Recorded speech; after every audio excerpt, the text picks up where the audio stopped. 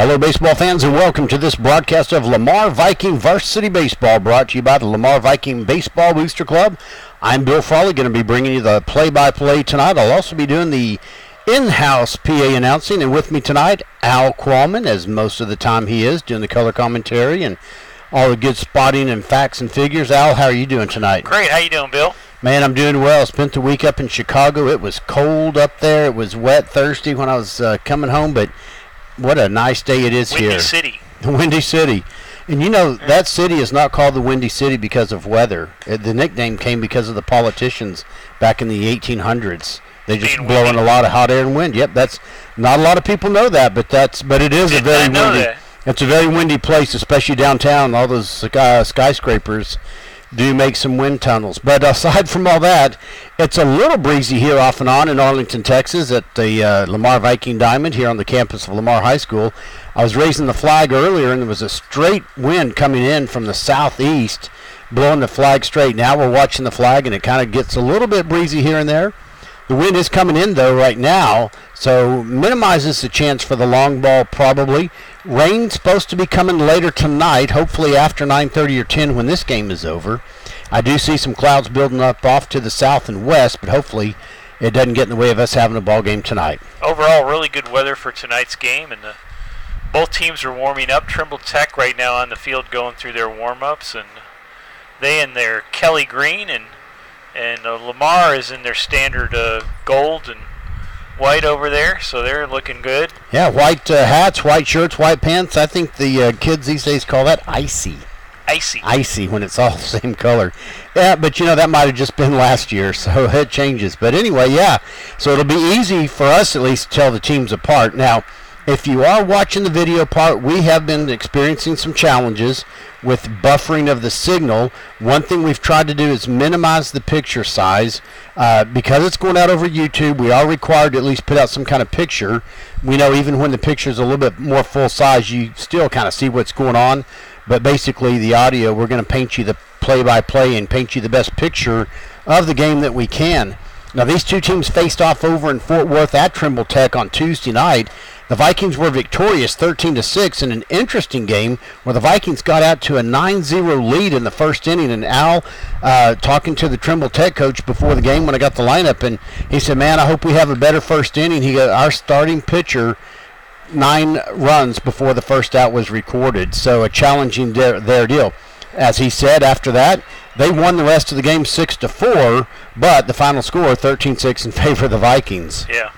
Pitching matchup tonight. We got Cade Mason on the mound for the Vikings, and I believe this is Cade's at least his second start. Yeah, second, maybe third. Third start, yeah. He's become a very reliable part of the rotation for the Vikings. You're right. Mm-hmm. And for the Trimble Tech Bulldogs, looks like Elijah Medina is going to be starting and pitching for them. So we'll see how that matchup works out. That's who they have listed on the chart also. So the coaches and umpires are coming out to the plate. But again, one more time, just on our technology stuff. So hopefully we've got a pretty good, consistent signal. We're monitoring best we can. Our executive producer, Jay Ryan, and I were trying to troubleshoot stuff last night. We had all the equipment set up, narrowed it down to the hotspot. I was over at the company where we have that service from. They did a factory reset on the device, and so hopefully tonight we'll have a pretty consistent signal. But if something goes away at buffers, it should automatically get started back up at some point tonight. For our audience, we'll go ahead and run down Lamar's starting lineup. I know you're going to call it out over the PA, but we've got the lineup has been very consistent this year for the Vikings. Leading off, we have Cameron Weil at shortstop. Batting second is Harrison Griffith at second base. Third is Brandon Chambers at first. Batting fourth, Brendan Schaefer at third. Batting fifth, Bradley Missel is DH in place of Cade Mason, who's pitching. Sixth, Jared De La Parra in right field. Seventh is Colt Fuller at catcher. Eighth is Evan Zelm in left field. And batting ninth is Nathan Howe in center field. Yeah, and so of that starting lineup, I know at least 2 guys have hit long balls this season. Cameron Weil hit one a few games ago, and then apparently on Tuesday night, Brendan Schaefer hit one My son David told me apparently it went over like the 270 marker, which is short as far as outfield goes, but it was a fairly tall wall. They're ready for us to do the starting lineup, so we're going to turn down our mics a little bit, get that going for you. Good afternoon, ladies and gentlemen. Welcome to the Lamar Viking Diamond for tonight's 6A varsity matchup between the Trimble Tech Bulldogs and your Lamar Vikings. And now it's time for the starting lineups. First, for the visiting Trimble Tech Bulldogs, batting first in center field, number 7, Anthony Hernandez. Batting second is shortstop, number 3, Isaiah Ortiz. Batting third at starting pitcher, number 4, Elijah Medina. Batting fourth, designated hitter, number 20, Eric Hernandez. Batting fifth at third base, number 17, Luis Gomez. Batting sixth in left field, number 22, David Lopez. Batting seventh at first base, number 1, George Lara. Batting eighth, the starting catcher, number 21, Giovanni Lopez. Batting ninth at second base, number 5, Armando Ramirez.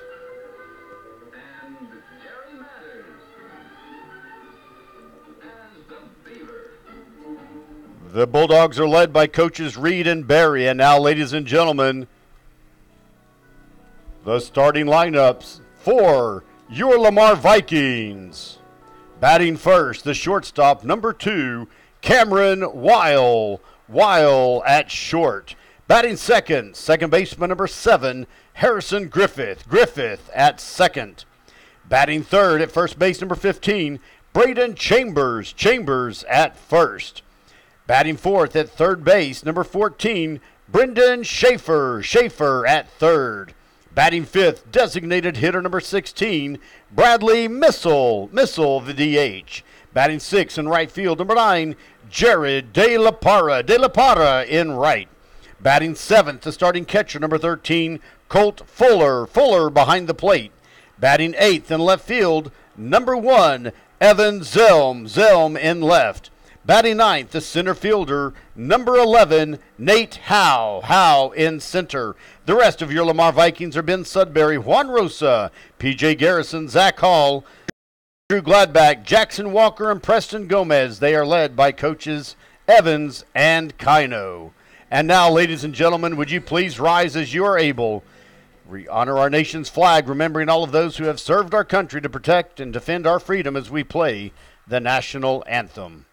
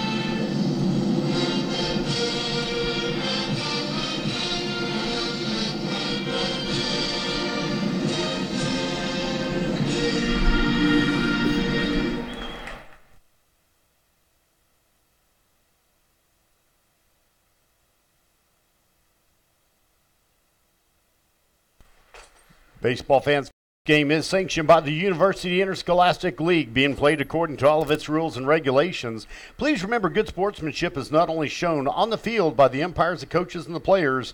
Let's all be great role models as we support both teams in tonight's game.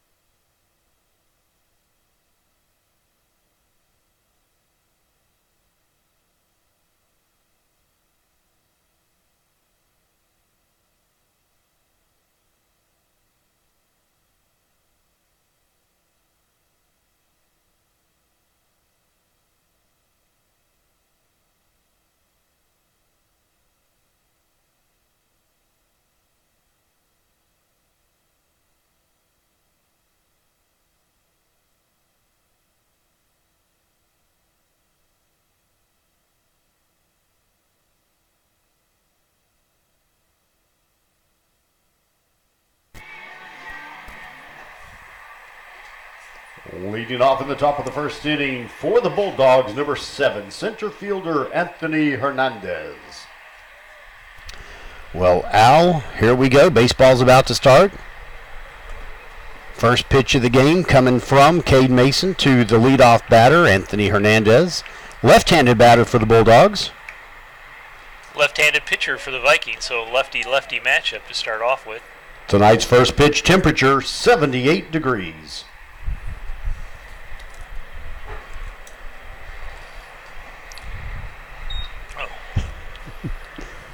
Well, the first pitch missed for ball 1.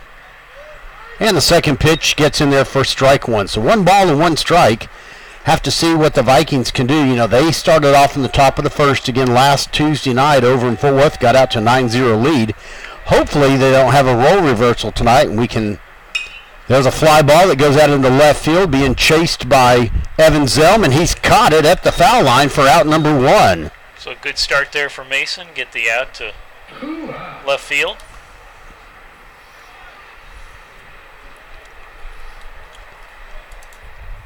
The next batter for the Bulldogs, shortstop number 3, Isaiah Ortiz.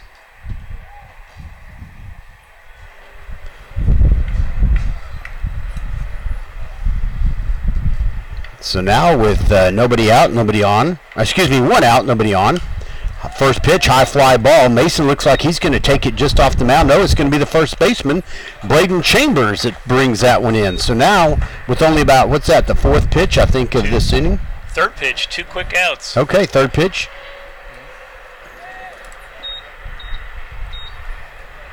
See if we can get a clean start here.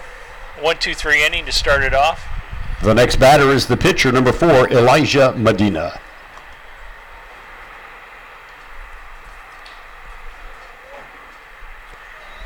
And I like numbers and stuff. My son David really likes numbers. First pitch misses, ball 1. So Al, here's something. I keep my own little score sheet. First batter, number 7, F7. Second batter, number 3, F3. This guy is number 4. Let's see if he pops up to Harrison Griffith at position 4. It'd be funny if it was an F4. It won't happen, but you know, that's just the way my crazy mind works. 1 ball and 1 strike. Keep the streak going here. Exactly. Did you major in math? No, in fact, I struggled with math in college. You struggled with math? There's a called strike, too. Yeah, oh, man. I started in engineering, and after 3 years of fighting calculus and differential equations, I finally realized I'm not supposed to be an engineer. Gave up on that, huh? Yeah, you know, when you fail one class twice in a row, there's your sign, as they say. That pitch is inside for ball 2, evens up the count. That's a good sign. You can't fight what you don't have, right? Exactly, that's right. Yeah.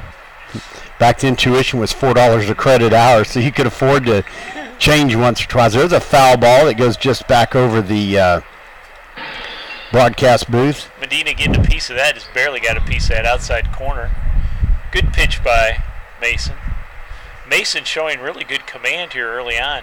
Yeah, nothing crazy wild. He's, had a few misses, but some of those probably, just trying to either paint the corner, get him to chase one. Now, there's one that kind of sails away high and outside. That one got away from him. Yeah, that just a bit outside. Count goes full. This is the first full count of the inning.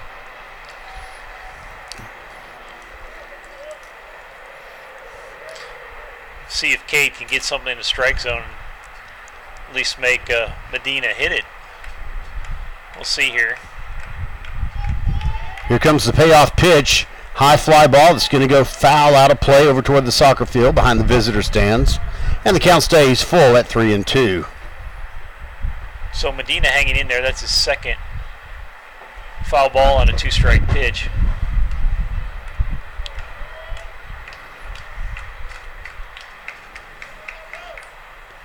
Fly ball that's going to go out into left center. Center fielder Nate Howe comes over, makes the catch, and that's 3 up, 3 down. No score. We'll be back.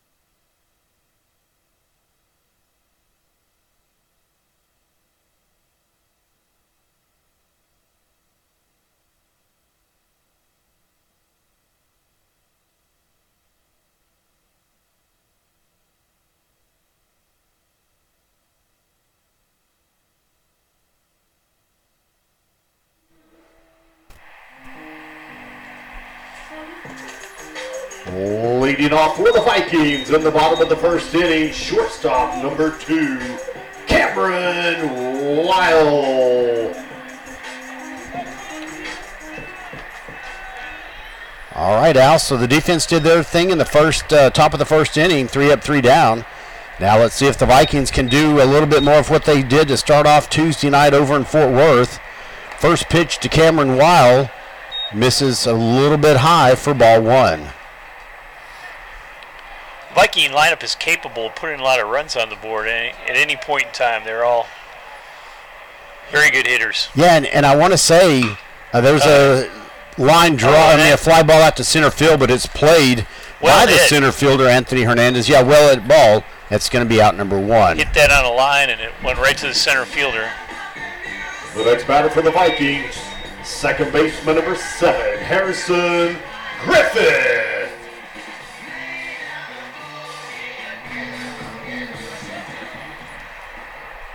And one thing that the Trimble Tech coach did point out when I was talking with him before the game, hey, he said the Vikings came out, they hit the ball. They weren't scoring on errors and stuff like that. They hit the ball very well. So, and you can see, hey, Cameron Weil put the bat on that one. Hit that on the nose just right at the center fielder to start it off. But that's a good sign when you come out hitting the ball. Even if you do get those fly ball outs and stuff, you're making contact, you're swinging the bat. There's a swing and a miss. Speaking of swinging the bat, count goes to 1 ball and 1 strike for the sophomore, Harrison Griffith, playing second base this season for the Vikings on the varsity team. Very impressive as a sophomore. Yes. Batting second. Got a bright future ahead of him. That curveball tails off and misses outside for ball 2. 2 balls and 1 strike. Nobody on. 1 out for the Vikings. No score. Bottom of the first inning. Again, a cloudy day here. That pitch misses, and the count goes to 3-1. So will Harrison Griffith be the first walk of the night with the 3-1 count? See what he does here. Monitoring our output signal. It looks like it's staying pretty solid right now. And there's ball 4. The first base runner of the evening. The next batter for the Vikings, first baseman number 15, Braden Chambers.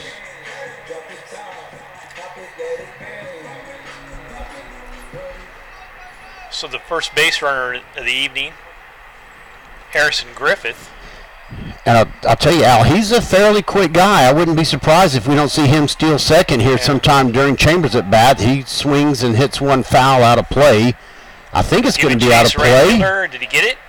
He just missed it. He did not get it. He had to go when he bounced up against the short fence over there for the visitors' bullpen.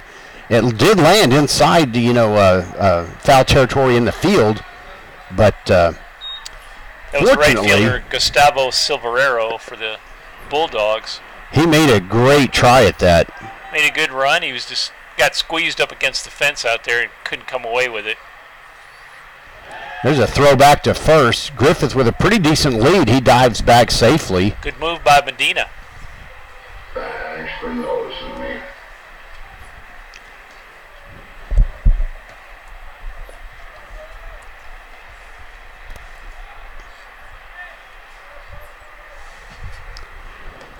That pitch sails in a little bit high to even up the count at 1 ball and 1 strike for Chambers. And Chambers, another one of these guys, he's capable of hitting 1 out. I don't know that he has this season. I know he hit 1 or 2 out last season. In fact, I think I saw him hit 1 out of the park over in Irving early in the season. 1-1. There goes Griffith. Griffith was on the move there. It looked like a hit and run. But he goes foul, so he'll have to go back. The Vikings had the hit and run on there.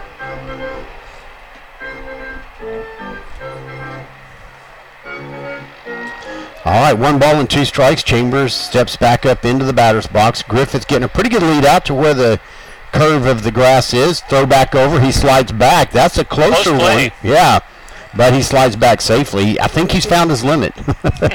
I wouldn't go a quarter of a step farther because he's turning and diving back. We got, of course, Coach Damon Evans coaching first base over there, the assistant varsity coach. Coach Paul Kino, the head coach, coaching at third base. Here's a pitch. Ground ball towards the second baseman. He'll throw to second. Gets that. And the throw is off line for the first baseman, so they don't turn the double play. They do get the lead runner. And there's going to be 2 outs with 1 on.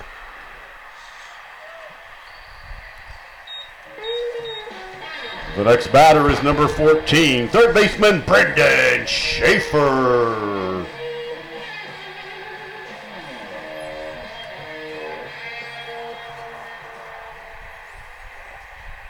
Bill, you're talking about that leadoff by Griffith in the prior at-bat. I can recall back when we had AstroTurf Fields.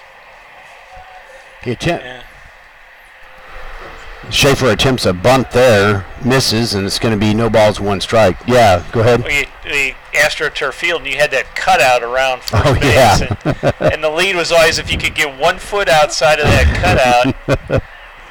I'm remembering Joe Morgan of the Cincinnati Reds. There's a swing and a miss. The runner is going to second. He'll be safe. He is safe. Stolen base for Braden Chambers. Was that a ball? Mm-hmm. Stolen base for Braden Chambers.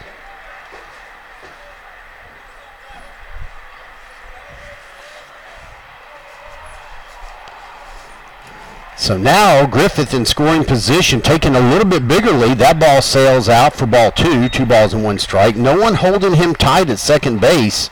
Of course, they are playing for the 3rd out. Everyone pretty standard depth in the infield. The shortstop back almost to the grass of the outfield. But Chambers now in scoring position. And that pitch misses. Oh, 2-2. Thank you. Got it. I think we missed the first one that with a throwdown. We both missed that one. So got corrected by our buddy Kevin Wild downstairs. 2 balls and 2 strikes. Important to know that. 2 outs. Swing and a miss. There's strike 3, ends the inning. No score. We'll be back.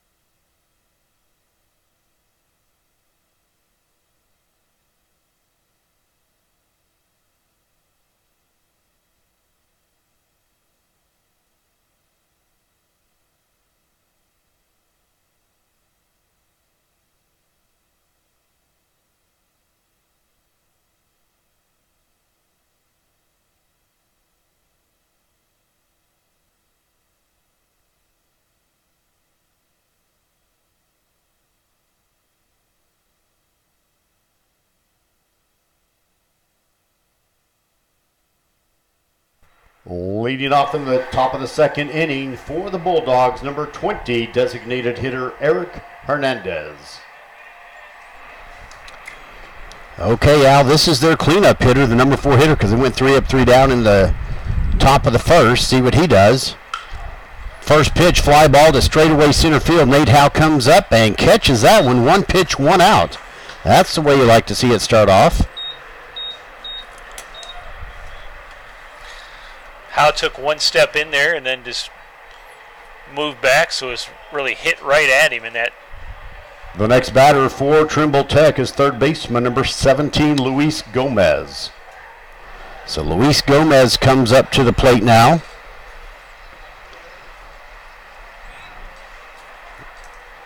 Nobody on, 1 out. Top of the 2nd, no score. Starting out as a very fast-moving game. First pitch. Ooh, catches the outside corner for strike one. No balls and one strike. There's that all-important first pitch strike. He painted that one. That was a really nice pitch.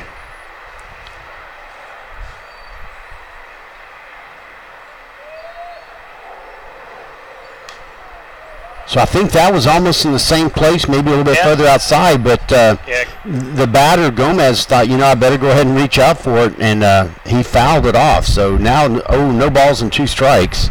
So see if Mason keeps working that outside corner here.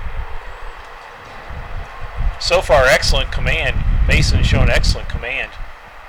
There's a line drive. It's snagged by the diving Cameron Weil. What a play. The runner is safe. That is a single. Nothing wrong there. He dives, stops that ball from going to the outfield. But that's okay. That's an infield single. That time Mason came inside. I think he missed his spot there because he got... The next batter is number 22, left fielder David Lopez. Yeah, I think he just missed the spot. And the hitter Gomez made him pay, too. So with 1 out, there's 1 on. But, Cade Mason's starting off pretty well. He's the belle of the ball so far up there on the mound. So far, he's pitching very well. Here's a pitch. First pitch strike again as that one gets fouled out of play over behind the visitor's dugout. So he'll start off with a no ball, 1 strike count. That's David Lopez, the left fielder for the Bulldogs. Number 6 batter in their order. You mentioned the play by Weil on that hit by Gomez. He went deep into the hole, got it, turned and threw, but Gomez had just way too much speed. Maybe an average runner, he might have had a chance. There's a ball that bounces foul. Fuller jumps up to stop it from going anywhere. Now the count 0-2. All right, I got to do a little bit of family bragging here for a moment. My son David, playing on JV over at Trimble Tech tonight right now, I believe it's 6 games in a row now he has reached on a bunt. He has got that bunt down pat.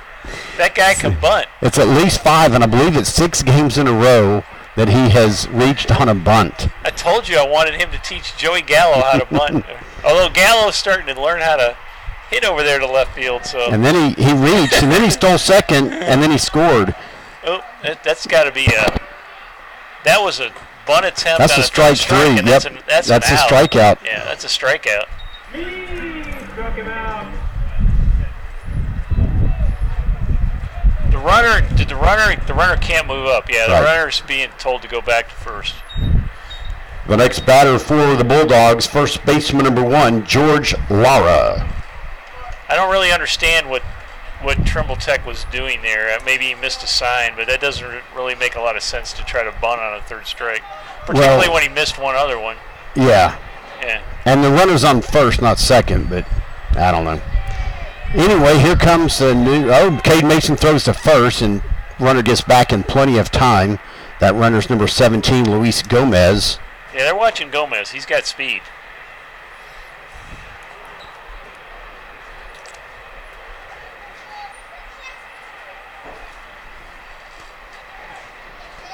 Still waiting for the first pitch. Here it comes. Strike. He looked like he wanted to go. Now the umpire, I believe he says I don't think he committed, but either way, it's at least a called strike 1. When I saw this, it looked like that meant that he went, but either way, it's no ball, 1 strike. Another first pitch strike for Cade Mason. Had 4 of those this game. No pitch. Time was called. Now, man, see, that's one of these where I don't know if the umpire was calling time. He didn't point to the batter, but Mason was in his motion. He was, then they call time. I think you've got to, call it earlier. There's a point at which, but anyway. So no pitch on that one. No ball, 1 strike. Mason's pitching out of the stretch. He's keeping an eye. Since he's left-handed, he can get a look at Gomez there at first. Here's a pitch. Making a quick. Hits the dirt. Fuller blocks it. And the count goes even at 1 ball and 1 strike. Yeah, good observation, Al. He's got that direct line of sight and not letting Gomez take a very big lead. And he's coming quick. He's looked like he's picked up his delivery. There's a fly ball out to right center field. De La Parra. And Jared De La Parra makes the grab for out number 3. No score. We'll be back.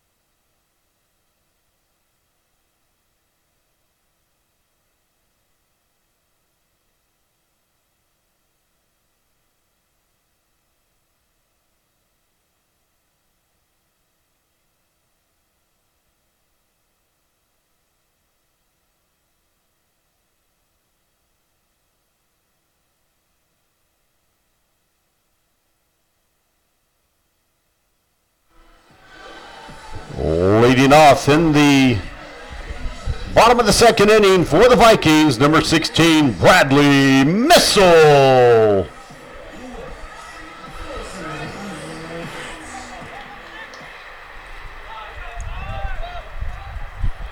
So Bradley Missile's going to lead off for the Vikings. Designated hitter. First pitch inside corner, strike one called.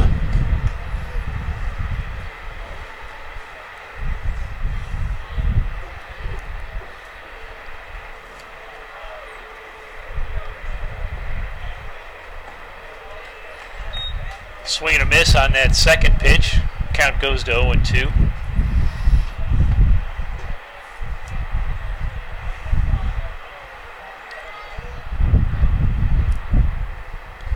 Here comes the 0-2.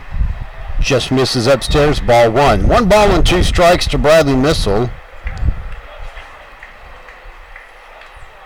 Feel it's gust of wind in now, Bill. It feels good. Yeah, it does. 80-degree temperature. There's a chopping foul ball. Oh, almost made the catch by Coach Kino, but it goes off of his hands. We're going to give Kino an E on that one. Yep, that's an EC, error on the coach. Error on the coach. We don't give the coaches any slack at all. Oh, no. They don't get it. They knew what they signed up for. They don't get it. And that's going to go harmlessly foul out to the far left field. Missile did turn on that ball. He hit that ball a long way. Yeah, he straightens that one out. He might have a chance. Yeah. 1 ball and 2 strikes to Bradley Missile. First batter of the inning, our number 5 batter in the order. He's DHing tonight for the pitcher, Cade Mason. That pitch misses for ball 2, evens up the count.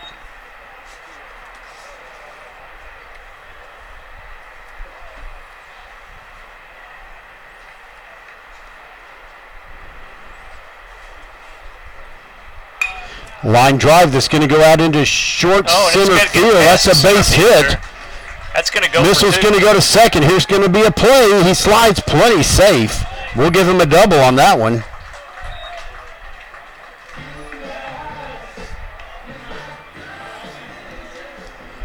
Leadoff double for Bradley Missile. The next batter, number 9, Jared De La Parra.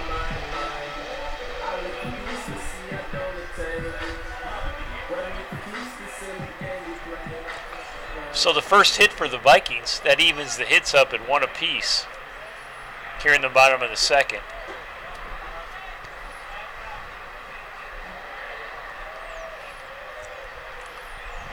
Sinking liner that got past the center fielder there. He came in and couldn't get it. Attempted a bunt by De La Parra. Oh, and the pitcher made a great play. Wow, what a catch that was. Baseball fans, no matter who you came out to support, that is a great catch. The next batter is number 13, Colt Fuller.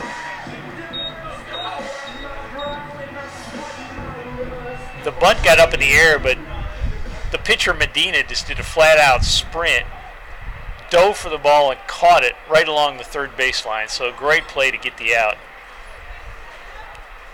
If he doesn't get that, the runner's moving.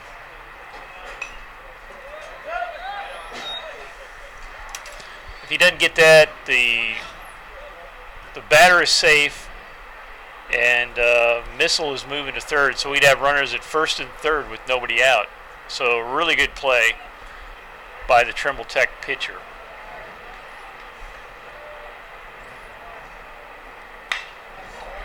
That's hit up the middle. There's a base hit to left center. That's going to roll to the fence. Chambers is going to score, and there's an RBI double for Colt Fuller. Missile scored, yeah. RBI double for Colt Fuller, scores Bradley Missile. Courtesy runner second base, number 17, P.J. Garrison. The next batter is going to be number 1, Evan Zelm.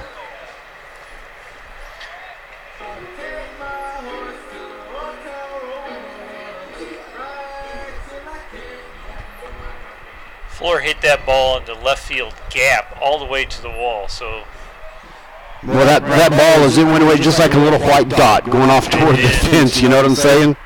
He sailed it, and it hit hard. Well hit ball. So now we got 2 doubles this inning. The scoreless tie is broken. Left-hand batting Zelm. 1-1 count. Here comes the pitch. He tries to bunt down the third base line, does a David Frawley bunt, and there's no one at first to throw to. He'll be safe with an infield single. That's a hit. Yes, it is.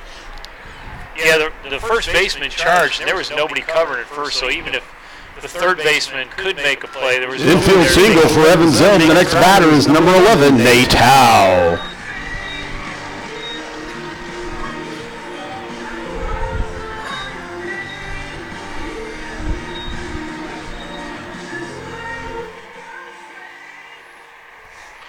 Well, Al, we are in great shape here with 1 run in, runners on the corners, only 1 out here in the bottom of the second inning. Vikings lead 1-0. Vikings are stringing. Here's a pitch, runner goes to second. Pump fake throw like you would expect. P.J. Garrison, the runner at third, goes back, so now runners at second and third. Zell moving up on the throw, so now 2 runners in scoring position.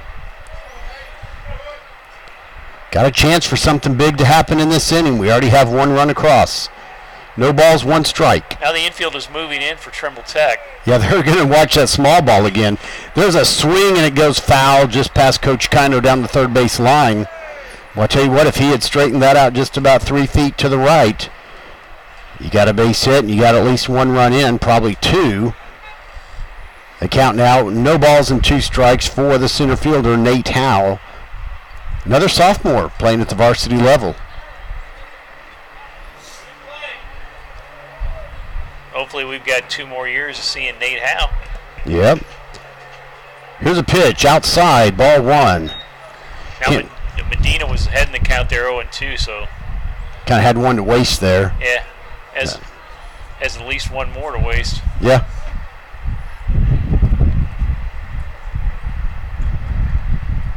Wind picking up just a little bit, now kind of coming more out of the west than the southeast. Here's a pitch, swung on, fly ball to short center field. Center fielder catch stops, now he's got to run in.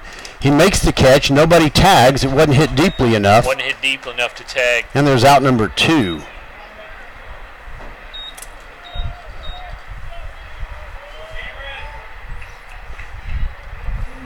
Number 2, Cameron Weil.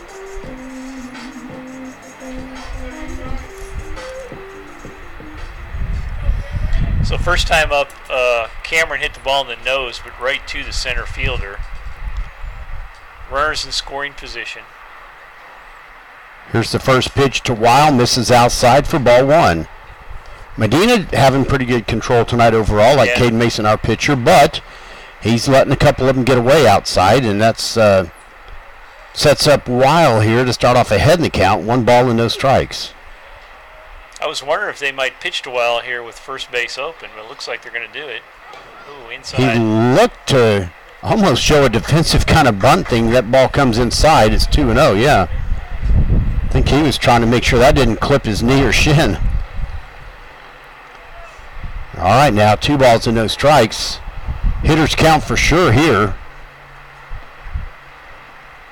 Here's a pitch. That sails outside. Now it's 3-0. And Medina in danger of loading the bases with Harrison Griffith on deck, who is capable of hitting the ball himself. He walked in the first inning. We'll see what happens here in a moment.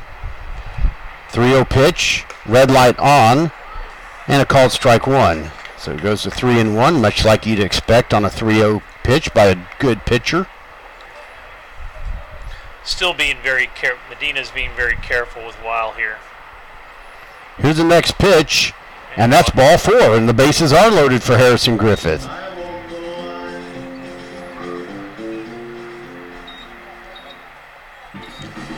Number 7, Harrison Griffith. So Harrison Griffith, who walked in the first and got thrown out at second on a potential double play that didn't get fully turned. See if he can do something and get a run in somehow. 2 outs, bases loaded for the Vikings.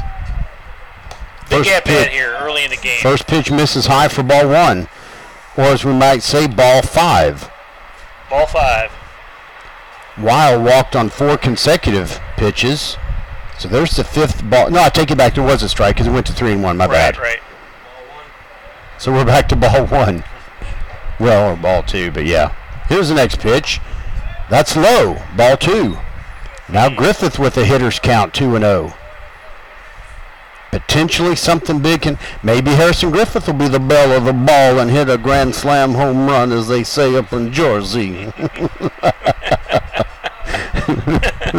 I don't know. I think I'm slap happy from being exhausted this week. There was a swing and a high fly ball.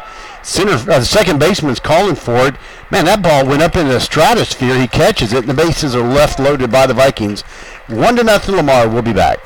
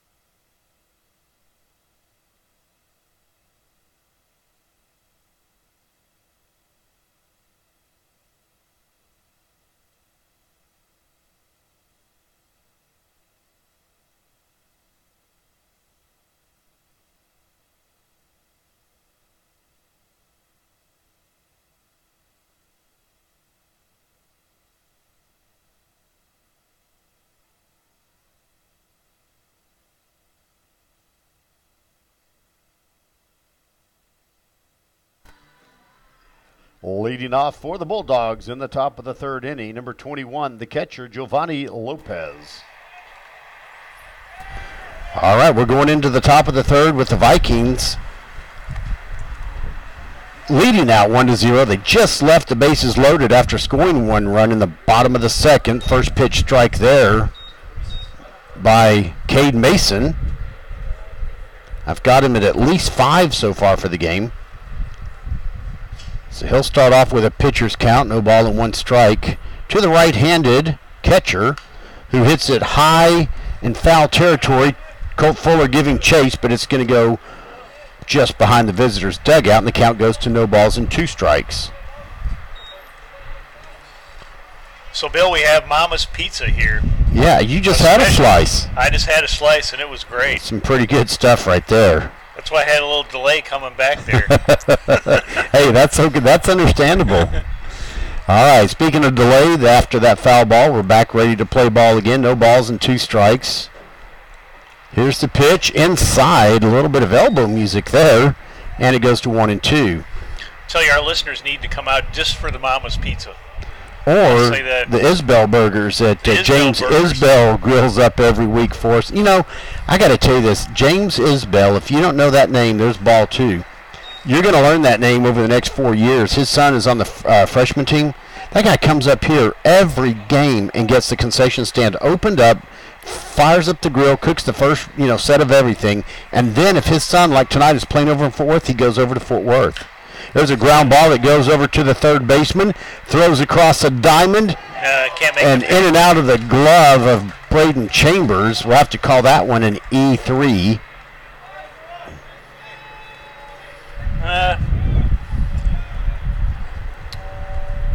Might be an E5, don't you think? Well, I'm going to call it on the first baseman because it did get in and out of his glove. It was a one-hopper. Is that number 9 that's coming in for the Curtis? But I'm no pro with that stuff. Courtesy runner at first base is number 9, Lavion Thompson. The next batter is number 5, second baseman Armando Ramirez. This is number 9 batter coming up now for the Trimble Tech Bulldogs. So, hey, good time for double play. Yeah. They do have a base runner at first with nobody out. A little bit of a delay. I'm not sure what all was going on. I think the runner at first was adjusting something on his uniform. Now the umpire is set, giving the command to Cade Mason. It's his game. That's a courtesy runner pitch. There at first. It is, yeah. Okay. Lavion Thompson. So on that last play, another first pitch strike, by the way. Go ahead. The third baseman, Schaefer, did have enough time. It was one hopper that he got in his glove. It looked like he just rushed the throw a little bit when he really didn't have to. Throw was low. Okay, you've talked me into it. Not that we're doing anything official, game changer. I mean, that's the official, but yeah. Call. It would have been, I think, a really good pick by the. There's a little bunt down the first base line. Mason picks up the ball, and he can't get to. That's an infield single. Pull to David Frawley right there. Yeah. Yeah, that was well played. He just put that ball exactly where it needed to be, and then had some fast legs.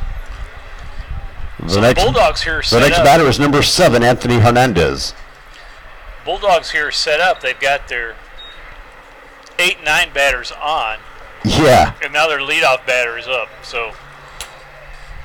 And I got to tell you, right at like 8 minutes before first pitch, when we were starting to do starting lineups, there was like nobody in the stands or 10 till.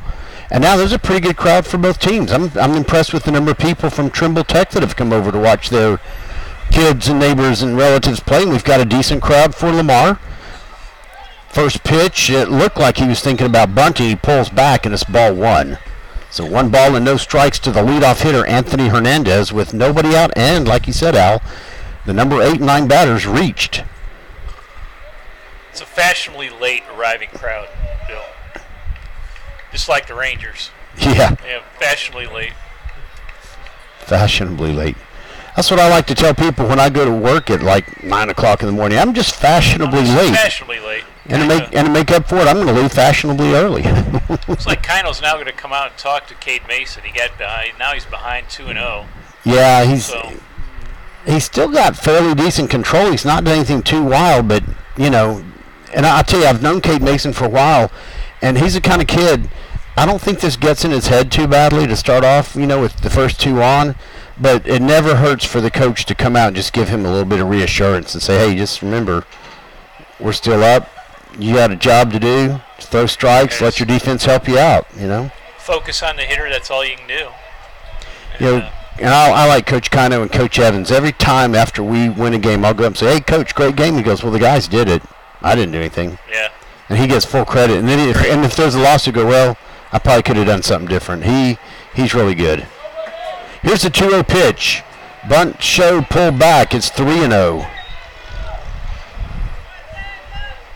Well, so you hope it's not in his head right now, but he did miss that one.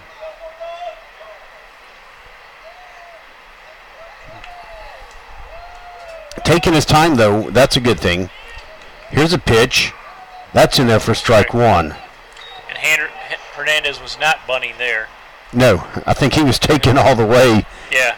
And figured it was going to be a strike. That's just that 3-0 situation. So if you give him the green light here, whether it's going to be a green light bunt or whether it's going to be a green light hit, you would think with the leadoff batter it might be a green light hit. Time was called by the batter. It was granted. Now everyone's back set, ready to go. 3-1 count. Here's the pitch. He shows bunt. It's foul. It's full count now. 3-2. Fashionably foul is Yadi Paigan, our student assistant in all types of ways. He's been a manager for teams all over the place at Lamar. He's helped us with broadcast, with announcing, spotting. We're going to miss Yadi when he goes off to college next year. Headed off for Hardin Simmons in Abilene. There's a swing and a miss for strike three. What an out. Well, that was huge in a lot of ways, Al. And I'm going to introduce this batter, and then I'm going to talk about that. Big strikeout there by Mason. The next batter is number 3, Isaiah Ortiz.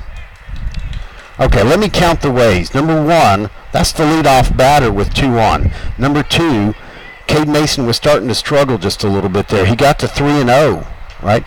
And then he battled back, struck him out.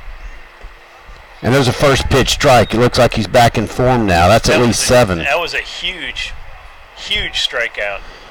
The next reason, what am I up to, 4? Now instead of 2 on no outs, there's 2 on 1 out. Now a double play ends the inning. Now a double play keeps a double play in order. Yeah. So that was huge. Ooh. That pitch just misses for ball 1. 1 ball, 1 strike, 1 out.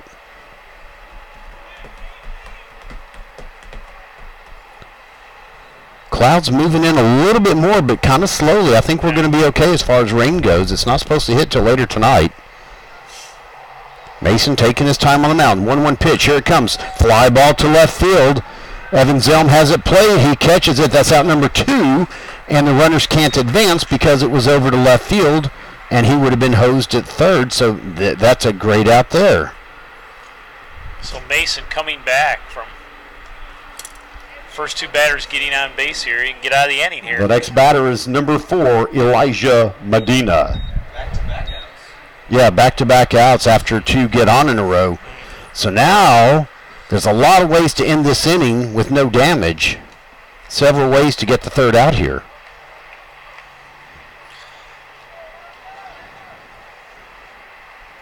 Not really holding the runner at second very tight. He's got a pretty good lead.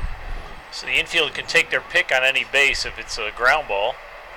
Mason taking a lot of time between pitches. These batters are starting to call timeout every so often. I don't blame them. When I had my illustrative career back in the 70s in Little League in Fort Stockton, I didn't like standing in the box too long. Ball 1. Did I tell you that I played on a team that had 2 perfect seasons in a row?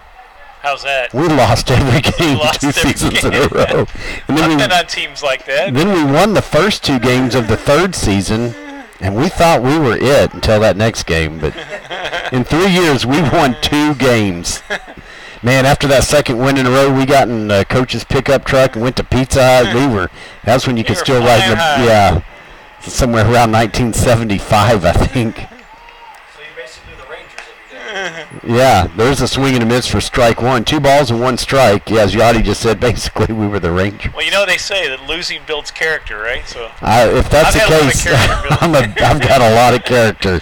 I think, no matter what, if you're an athlete, you've gone through seasons where it's been a struggle, and that's just part of what it is, That pitch misses out. It's 3-1. Wow, not only do you have a lot of character, you are quite a character.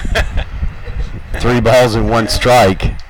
Speaking of character, let's see what Cade Mason can do under pressure here. See if he can come back on this one. I have a feeling he's going to. 3-1 pitch. Great. And strike 2. Wow, that was right on that perfect line. He just absolutely threaded that outside corner. The batter thought it was ball 4. He was about to take off to second. Didn't quite drop the bat. Now he's got to protect the plate with 2 strikes. So Cade Mason has a chance here to get the 3rd out with no damage. Here's the pitch. It's a little pop fly to first base in foul territory. Braden Chambers makes an effort to dive at it and can't quite get there. Cade going over just to make sure he's okay. He is. And now the count stays full. Chambers, playing back, he wasn't holding the runner, and he had to just sprint, and he just ran out of real estate. He's taking a second just to kind of stretch and tuck his shirt back in and so on. Well, here we come back with another payoff pitch as the count stays full. 3-2, 2 outs, 2 on. Top of the 3rd inning. The Vikings lead 1-0. The Bulldogs trying to get something going on here. Here's the pitch. High fly ball in foul territory. Fuller looks like he's got it played, and he does for out number 3. And that's going to leave the score 1-0. We'll be back.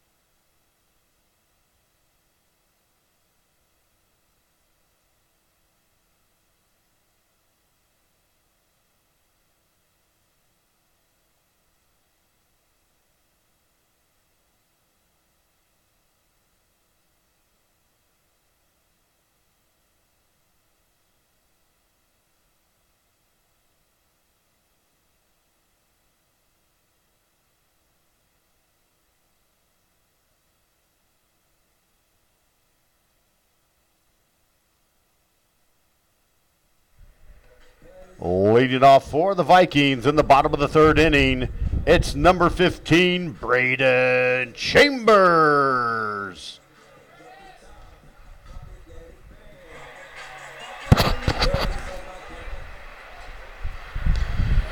Okay, we go into the bottom of the 3rd with the Vikings still hanging on to the 1-0 lead. The Bulldogs threatened in the top of the 3rd. They got the first 2 runners on. They didn't score. Ball 1 to Braden Chambers. That was a big inning for Cade Mason there. Well, just came back with 2 on and nobody out. Exactly. Being able to stay mentally focused and not, that little talk by Kino probably helped out a little bit. It did. Here's the 1-0 pitch. That sails high for ball 2. So Chambers now, he's our number 3 hitter in the order. First batter of the 3rd inning. He's looking to get something started here. He's a good hitter. Here comes the 2-0 pitch. Swung on. It's going to go foul out of play.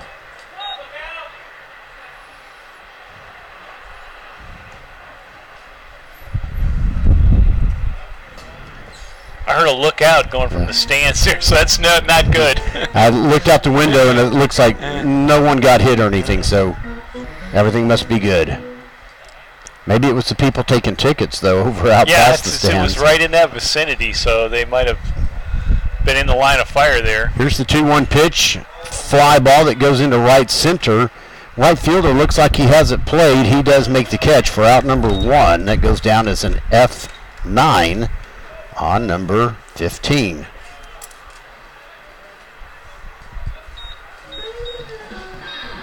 The next batter is number 14, Brendan Schaefer. All right, Brendan Schaefer with his Jimi Hendrix music comes up to the plate. Nobody on, 1 out. Bottom of the 3rd. Here's the first pitch. He shows bunt, misses. Strike 1. So the Vikings trying to play small ball if they need to get on base. Hey, whatever it takes, catch those infielders off guard, you know. He's got some long legs. He can run.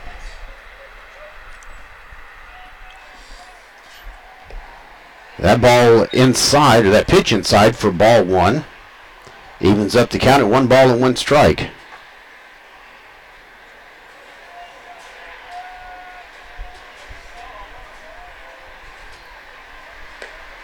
That pitch misses. Now it goes 2-1. So from being down in the count 0-1, now he's up 2-1.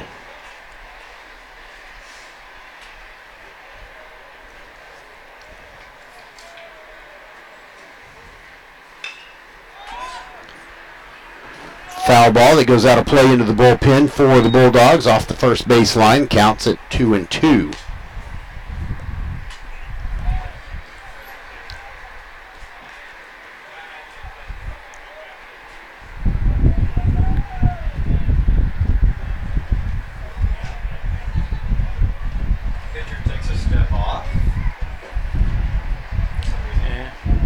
Wind picking up a little bit, Al.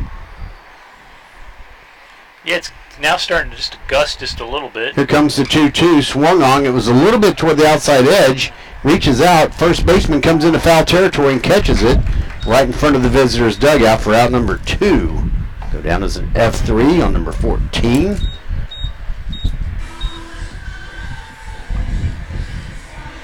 The next batter for the Vikings, number 16, Bradley Missile.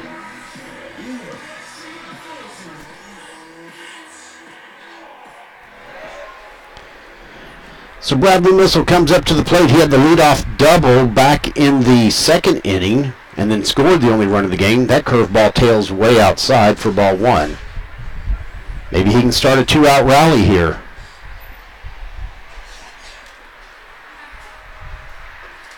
Missile's hit there was a sinking liner to center field. Got by the center fielder. Yep. There's a sharply hit ball out to left field. That's and foul. Just foul by about 1.5 feet. Well hit ball. Evens up the count at 1 ball and 1 strike.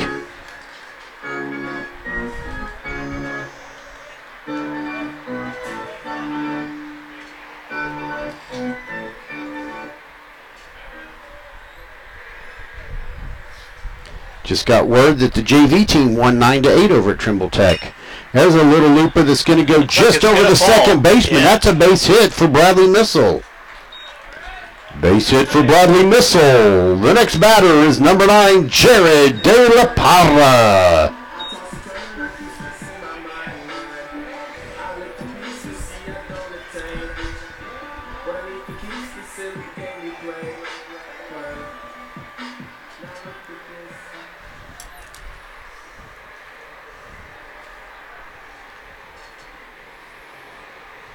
See if De La Parra can keep the 2-out rally going here.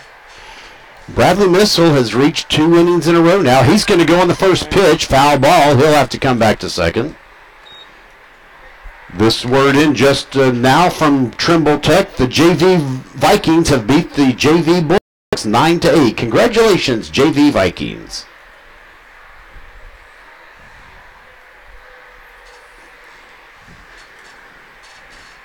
That'll put him in with an 0-1 count. Oh, there's a throwback over to first base. And now I think Bradley Missile has found his limit of the lead because that's about as close as you can get and not be out. He dove back And the field umpire actually kind of looked and thought for a second. You got to think Missel's going to be running here with 2 outs and one. He gets thrown on again. Thanks for noticing me. And he is being noticed. He is, as Eeyore would like to say.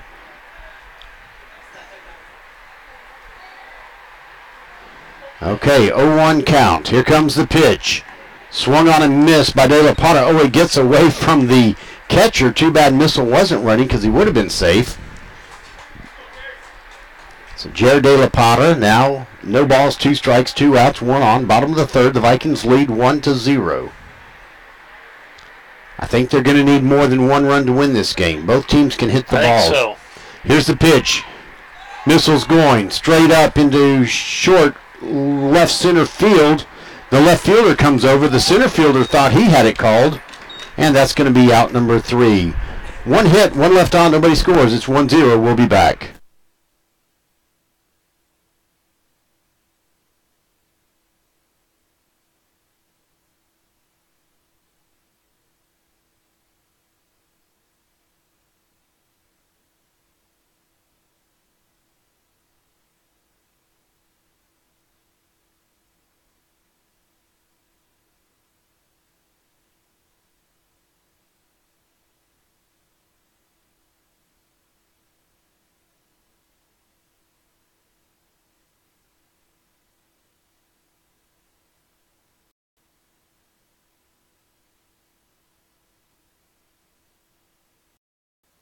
Field back in the second inning.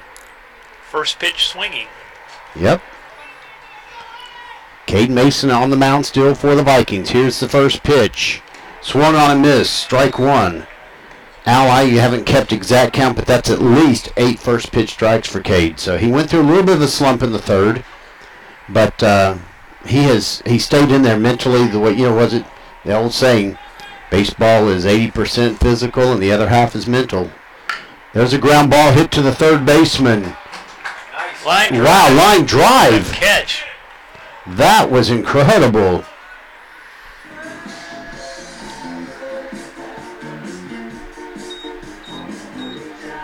This Abracadabra Reach Out and Grab You moment brought to you by Brendan Schaefer at third base. The next batter is number 17, Luis Gomez.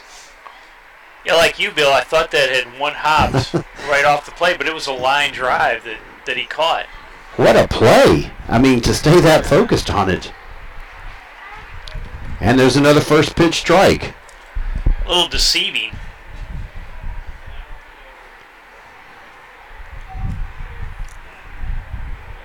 That was their cleanup hitter, too, so that was a good way to start the inning. There's a foul ball out of play. That's going to keep the count at 0-2. Al tried to put a third strike up there for him. I love it when I do that stuff, too. I like it when someone else does it more. I was just thinking ahead. Yeah. That pitch sails high for ball 1. 1 ball and 2 strikes.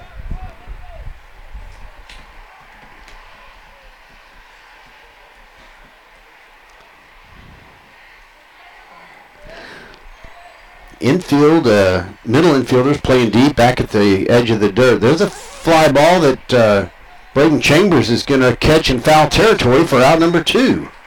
So that's a great out.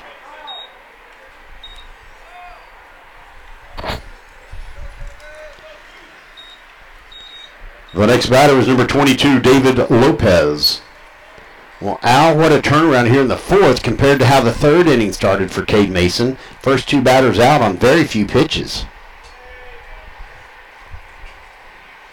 2 outs, nobody on, top of the 4th. Vikings lead 1-0. Here's the first pitch, and it's fouled back. First pitch to David Lopez. He's the right-handed left fielder. He struck out swinging back in the 2nd inning, his first time up to the plate. And now Mason starts off again. First pitch strike, 0-1. I've got him at 10 now at least. Here's the pitch. That curveball hits for strike 2. That one, I think the batter thought it was going to hang up either a little bit higher outside, but it just curved into the strike zone. Beautiful pitch. No balls and 2 strikes. What's that? I said Cade Mason's working the outside part of the strike zone really well. That ball is hit up in the air to right field. Jared De La Parra brings it in, 3 up, 3 down, 1-0 Lamar. We'll be back.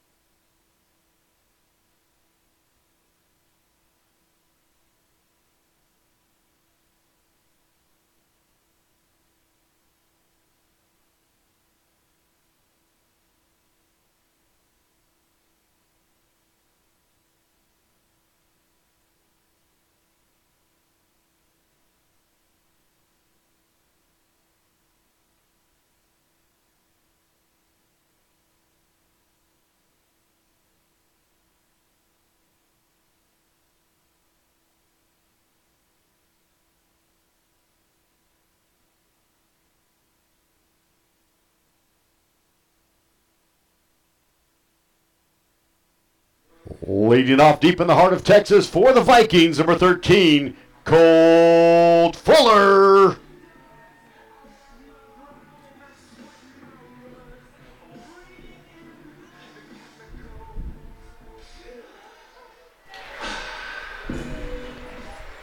All right, so here we are back in the game, bottom of the fourth. Colt Fuller leads off, first pitch in there for ball 1. So Fuller up to the plate for his second time tonight. He had a double, an RBI double back in the second. There's a fly ball out to center field. It looks to be playable, and it is caught for out number 1.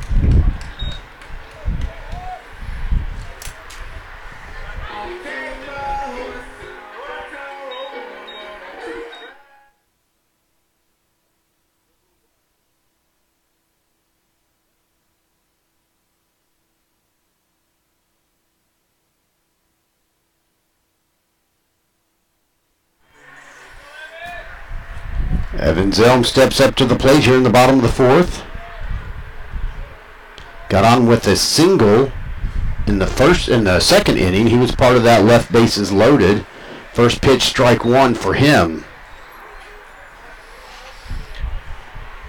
Well, we've had a lot of base runners. We've left one on in the first and third, left them loaded in the second. Hopefully we'll get some more runs across here in the fourth. Curveball misses high for ball 1. As you mentioned, Bill, I don't think this is going to end up a 1-0 game. We could be wrong, but one's all the way across the top of the board. Number 1 at bat. 1 ball, 1 strike, 1 out, and nobody on. Here comes the 1-1 pitch. He shows bunt. It pops over foul against the netting in front of the Viking stands.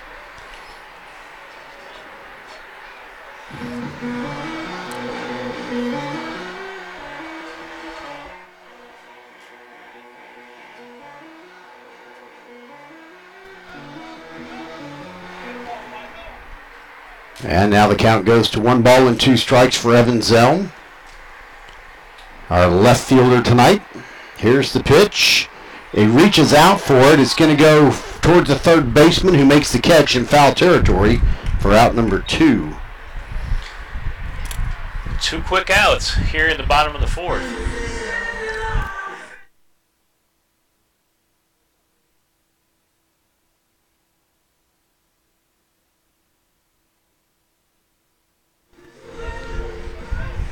Well, Nate Howe, his walk-up song, Hall of Fame. Let's see if he can play Hall of Fame style by starting a 2-out rally here in the bottom of the fourth. First pitch to him, bunt, up to the pitcher. Pitcher picks it up, throws. Oh, and it's offline. Hal will go over towards second. Here's a play, and he slides under it. He's safe, yes.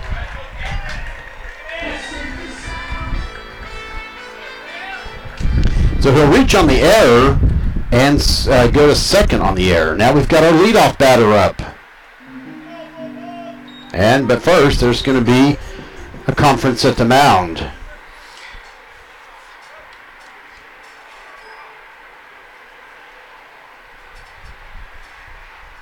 Medina rushed that through. Oh, he's he had plenty of time. Okay, so what's going on here now is that the coach is not out there talking to his pitcher. He's actually talking to the umpire. And I don't know what it was about, though.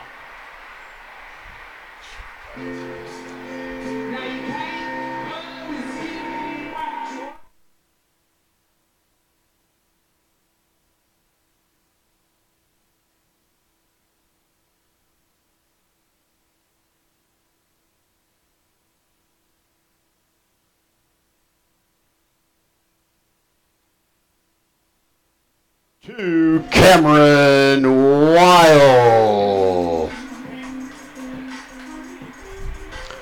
All right, Cameron Weil, the leadoff hitter overall, coming up to the plate. 2 outs and a runner at second. I think the coach was arguing, hey, he got the tag down there, but from where I could see it, he slid under it. Yeah, and it was a clean play. Well, the ball was there ahead of the runner. It was, but it's just a little bit too high. Yeah. All right, so Griffith getting a pretty healthy lead at second. They're trying to hold him a little bit tighter now. That pitch is outside for ball 2. The first pitch missed, ball 1. So Cameron Weil is number 2. There's 2 balls and no strikes, 2 outs, and a runner at second. A lot of 2s in play here. It's how it's second, yeah. What did I say? Griffith, my bad. Griffith. Thank you. That's an EA error on the announcer. Throw back over to second, but Hal gets back. It did. The shortstop had to really reach out and grab that one to keep it from being like a base hit. So Hal, thank you again, has seen how far he can get the lead and get back in time.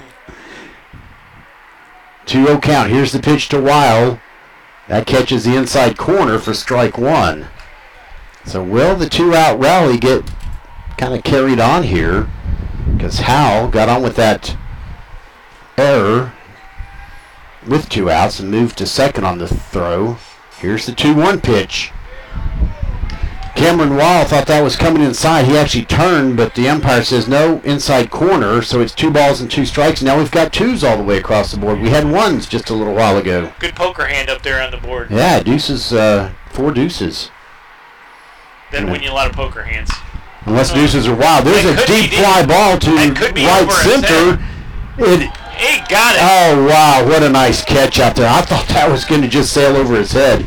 That is the 3rd out. We do leave 1 stranded. It's 1-0. We'll be back.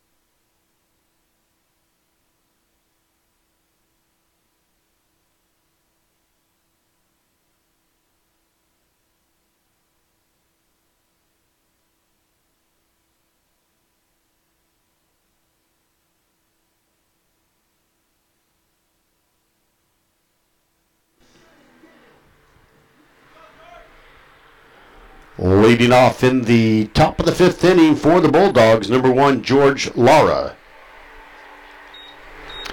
George Lara steps up to the plate for his second time in the game. He flew out to the right fielder back in the 2nd inning to end that inning.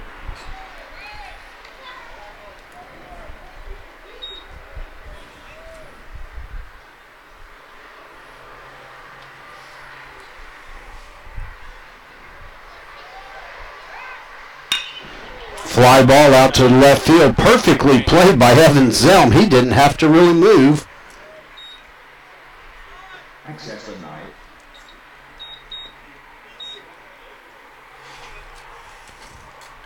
Well hit ball, but right at Zelm. The next batter is number 21, Giovanni Lopez.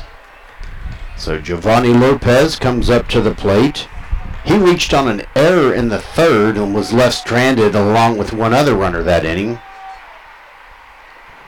First pitch to him, swings on. It's going to be a popper up to second baseman Harrison Griffith. So 2 quick outs. How many pitches is that this inning? I want to say 3. Yeah, no more than that, I think. I don't know what the yeah, pitch that is count 3. is. I don't know what the pitch count is for Cade Mason, but it's got to be low. He's number 5, Armando Ramirez. So number 5, he's coming up here as the number 9 hitter. He got on as a second hitter back in the 3rd when we had just a little bit of a scare. There's another first pitch strike.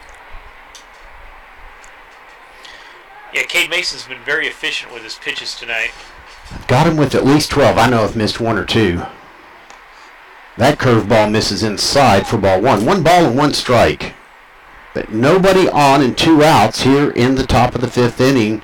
Vikings clinging on to a 1-0 lead. There's a swing and a miss. That goes off the catcher's mask and then off the chest protector, I think, of the umpire. A little bit of pinball there. Pinball wizard. So the count goes to 1 ball and 2 strikes. Nobody warming up in the bullpen for the Vikings. Now Mason's looking strong, and I expect if he can close out this game, if he can continue with what he's done up to this point in the game. He's only allowed 2 hits, 1 in the 2nd, 1 in the 3rd. They've had 3 up, 3 down in 2 innings. There's the 1-2. Swing and a miss for strike 3 to end this inning. 3 up, 3 down. We'll be back.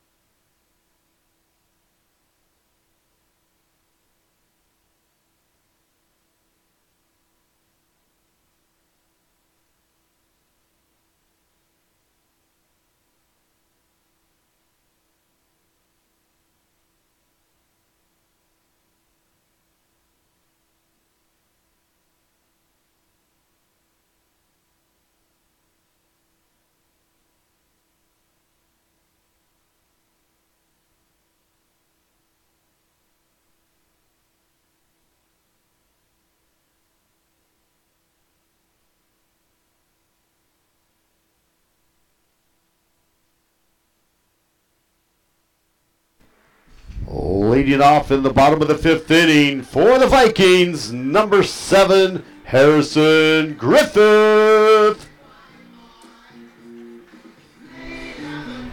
All right, Harrison Griffith going to lead off here for the Vikings in the bottom of the 5th. First pitch misses for ball 1. You know, he's got that fun 70s, play that funky music. You know, some guys do the classic rock. He does the disco. I'm waiting for someone to play that Ring My Bell. I don't know. I just think that'd be a great walk-up for some reason. You're looking for the funk. The funk, that's yeah. what you're looking for. You want the funk. That's right. We want the funk. Well, let's see if Harrison Griffith can ring the pitcher's bell. There's a deep hit to left field. That's going to fall in for a single. I said deep. It's really more like a little Texas leaguer, as they would say. But a leadoff single for Harrison Griffith. Leadoff single for Harrison Griffith. The next batter is Braden Chambers.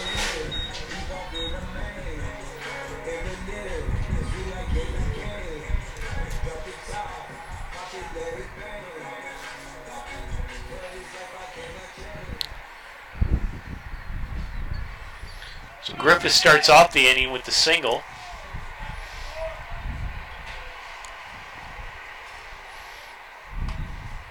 Left-hand batting Chambers now. We'll see if they'll try to move the runner second. Yeah, and this would be a great inning to get some batters around the bases and across the home plate, get some run score. There's a swing. Did he foul that or did he swing and miss? Tapped it? Tapped it. I saw that the ball went off the third base line foul, but so it's strike one after the foul tip. Went off the end of the bat. Had a lot of English on it. Coach Kino gives him the signals from coaching over at third. That's the runner. Griffith at first got a good lead to the corner of the. He's going to dive back. He'll be safe again.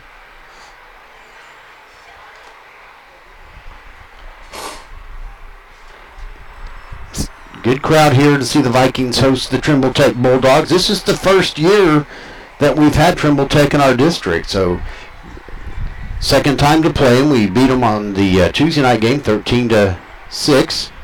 That pitch gets the inside corner for strike two. Chambers thought that might be coming inside. He held back. Even if he had swung, it was going to be jammed and wouldn't have done anything good. He's going to have a tough time doing anything with that pitch, but now he's in the hole 0-2. So he'll be protecting the plate. Catcher sets up outside. There's a drive just inside fair territory. That's going to roll almost to the fence. Griffith goes to third. He'll stay there. And Braden Chambers has a double. Stand-up double for Braden Chambers. The next batter is number 14, Brendan Schaefer. Chambers turned on that ball and hit it right down the line. Al, this is the inning that we need. The first two batters reach. Nobody out. 2 on in scoring position. There's a line drive out to right or left center. That's going to score at least one. That'll score both of those guys. They're fumbling around for the ball out in center field. And there's a 2 RBI double for Schaefer. 2 RBI double for Brendan Schaefer. Scores Harrison Griffith and Braden Chambers. Now batting number 16, Bradley Missile.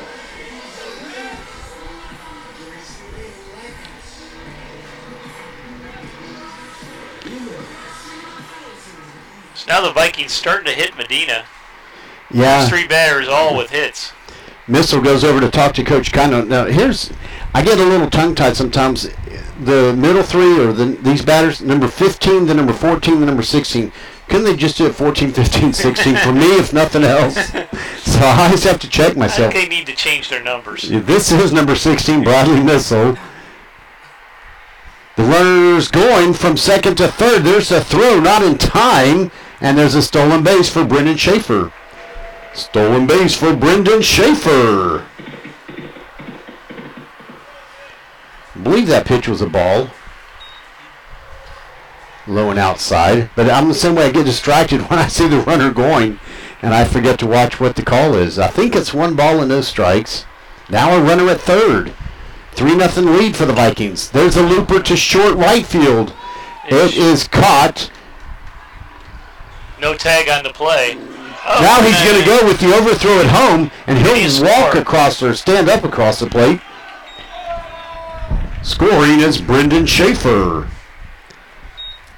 So, I don't know statistically. I don't think that goes down as a sacrifice because he didn't score on that. He scored on a bad throw. On the overthrow. We'll see. I don't know. Maybe it is. It doesn't matter to me that much. But the next batter is number 9, Jared De La Parra. Number 9, Jared De La Parra.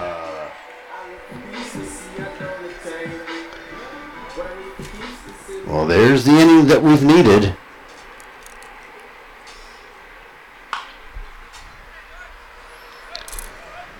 Another big insurance run for the Vikings there, though, so it now makes it 4-0. Coach Evans picked up that little grounder foul, so I gave him a little Sports Center love. 0-1 pitch. Misses for ball one.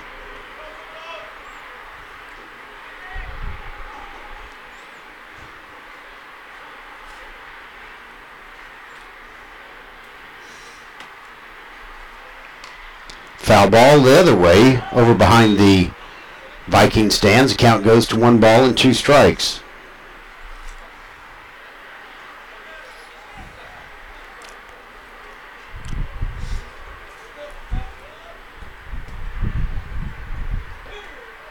Oh, it hit him.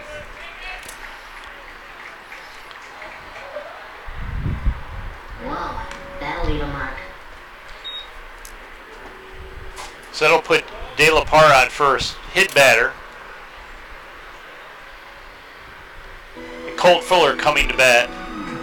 Number 13, Colt Fuller.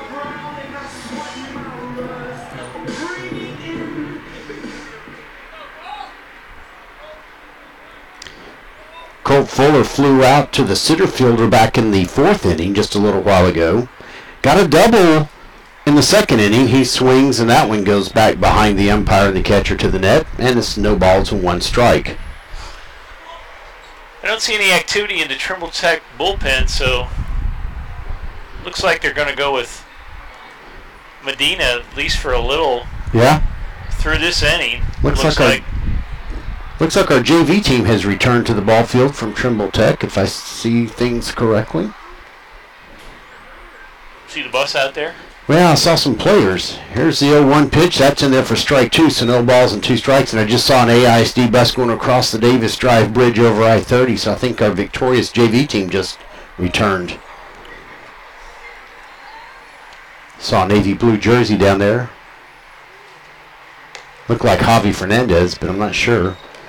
That pitch misses. Now the count goes to 1 ball and 2 strikes. The Vikings lead 4-0.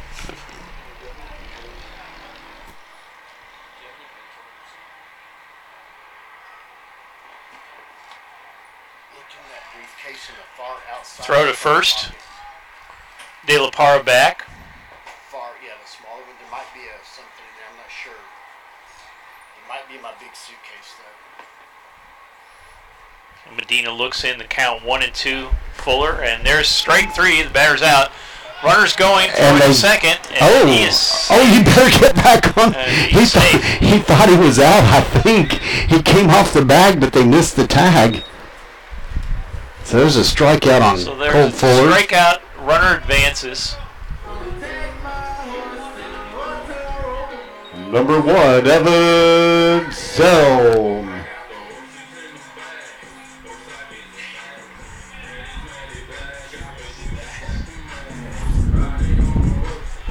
So on that strikeout, De La Parra moves up into second into scoring position. There's strike 1 against Evan Zelm. Dave, is that 6 games in a row now? 5. At least 5. Congratulations on the win. There's a bunt, and it goes foul. And that'll be no balls and 2 strikes. Saying congratulations to my son David. The JV team has returned. They won 9-8. And it's at least 5, if not 6 games in a row he's reached on a bunt. That's fun stuff. Well, it must have been an exciting game, a 9-8 game. Yeah, the messages I was getting from over there, it was a back and forth game, up and down, a couple of at least lead changes. No balls, 2 strikes to Evan Zelm. Here's the pitch. It's high. There's ball 1.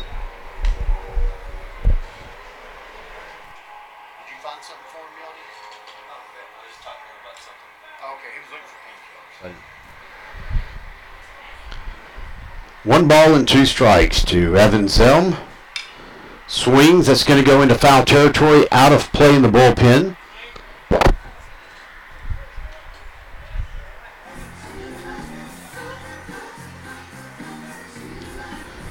So he's staying alive with the foul ball. Count stays at 1 ball and 2 strikes. Jared De La Parra, the runner at second base.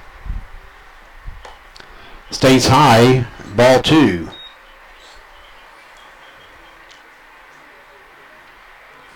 Yeah, Medina might be fatiguing just a little bit here, Al. He's still got some good stuff, but he's missing when he doesn't mean to, and he might be getting just a little bit tired. There's a good pitch. Not as sharp as what he was early on. High fly ball is going to be playable by the third baseman. He does make the catch for out number 3, but we get 3 across in the bottom of the 5th and take a 4-0 lead. We'll be back.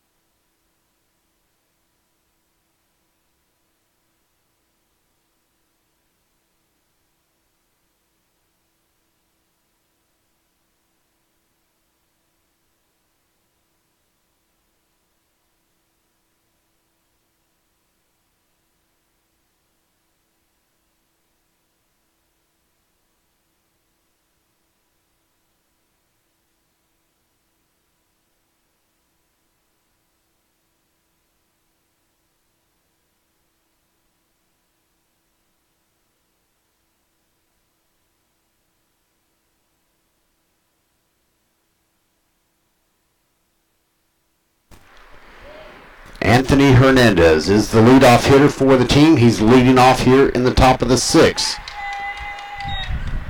I believe that first pitch just plain missed for ball 1. Yeah. Like Fuller had to jump up out of the way there. Or had to make an adjustment now to his shin strap.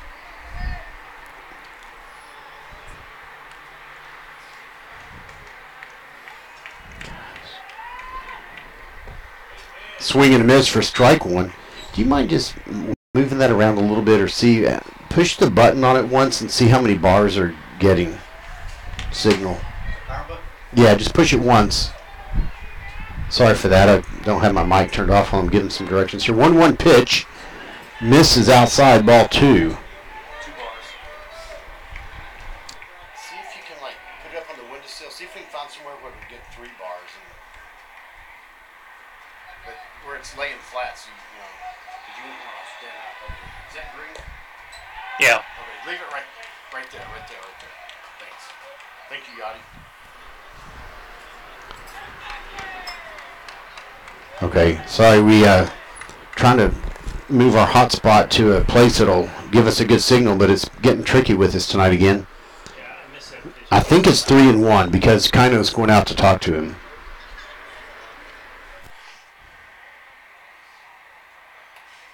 Kino out to talk to Cade Mason again. First visit to the mound this inning, you get 1, and then if you make a second visit, you got to switch pitchers. I think the conversation might have been something that you got a 4-0 lead, so come after the guys. Could be. No reason to not to. Here's the 3-1 pitch. And that's ball 4, so that'll be a leadoff walk.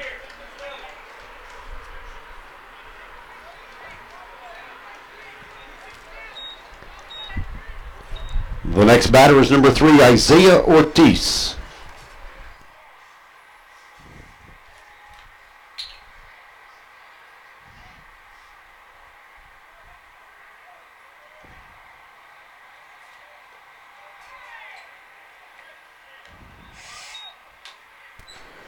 First pitch to Ortiz misses. He's the second batter overall in the order. In the first inning, he flew out to the first baseman. Then he flew out to the left fielder in the third inning. This is his third trip to the plate. Next pitch misses. It's 2 balls and no strikes. See if Cade Mason can hang on here through the 6th inning. There's strike 1. 2 balls and 1 strike. Yeah, now, like you said earlier, his pitch count can't be too high because he's faced almost a minimal number of batters.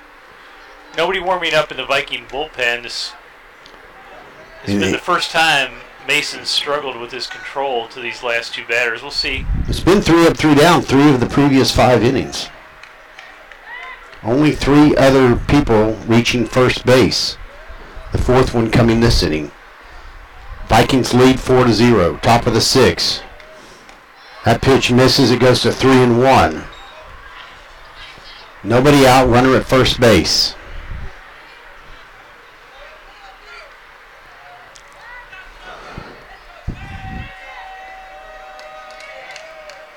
Here's the pitch. That's strike 2. That fills the count.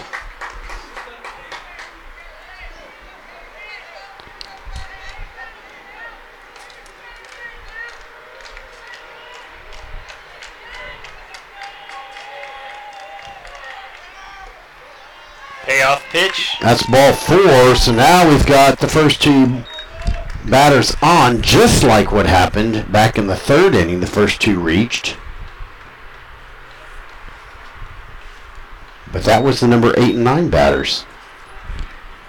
Number 4, Elijah Medina. So the Bulldogs with the threat here. See if Mason can come back like he did in the prior inning where he got the first 2 runners on, but then got 3 outs. There's strike 1. Back to the first pitch strike scenario. Yeah, maybe a double play ball will be coming up here soon, Al. Infield, kind of at standard. The first baseman's into the grass. There's a swing and a miss for strike 2. So now he's ahead 0-2. The batter, Elijah Medina, that's the pitcher, not real happy with himself because he didn't mean to go around on that one. He meant to pull back. Yeah. He swung through it. That's strike 2. So the pitcher for them trying to see if he can help himself out. Here's the 0-2 pitch. Runner going. That's called strike 3, and they gun him down at third. What a way to get 2 outs. Bang.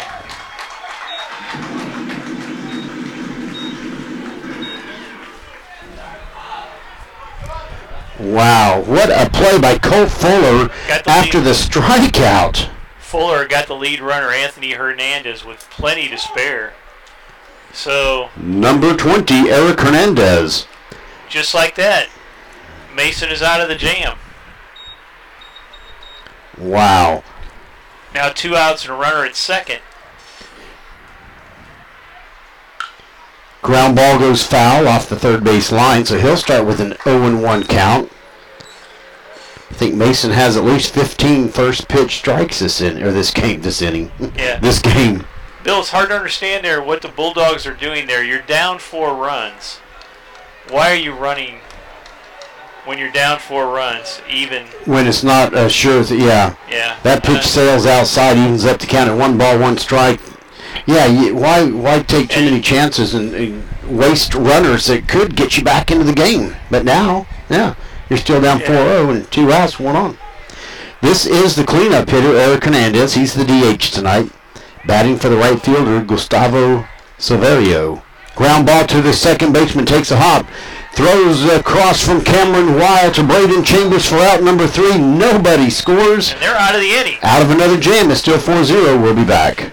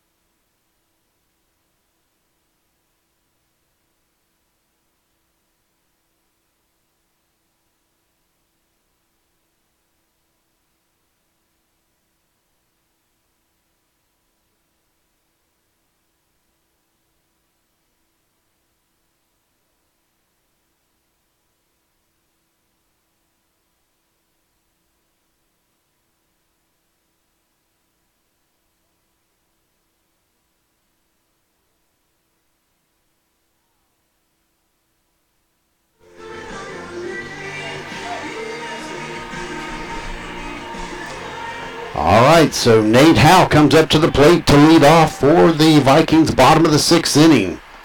First pitch to him, swung on, ground ball to the third baseman. He bobbles it once, throws across a diamond just in time. Beats him by half a step. 1 pitch, 1 out.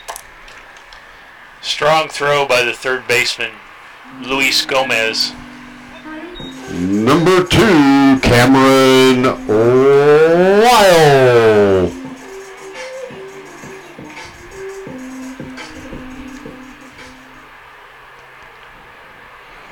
I'll tell you what, Nate Howe gave that a run for its money, though. He almost beat that up. There's a first pitch strike by Medina against Cameron Weil. So Weil starts off, no balls and 1 strike. Here's the next pitch. He's moving quickly here, the pitcher is. Misses for ball 1.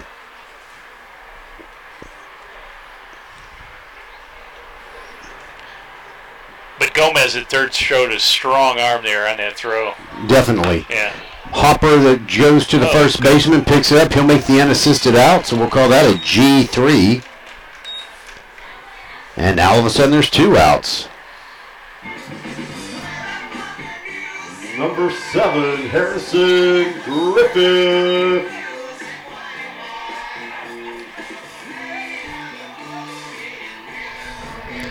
All right, so Harrison Griffith comes up to the plate. That's a good play by the first baseman for the...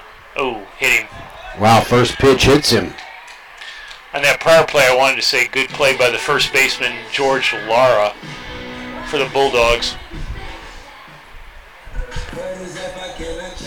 Number 15, Braden Chambers.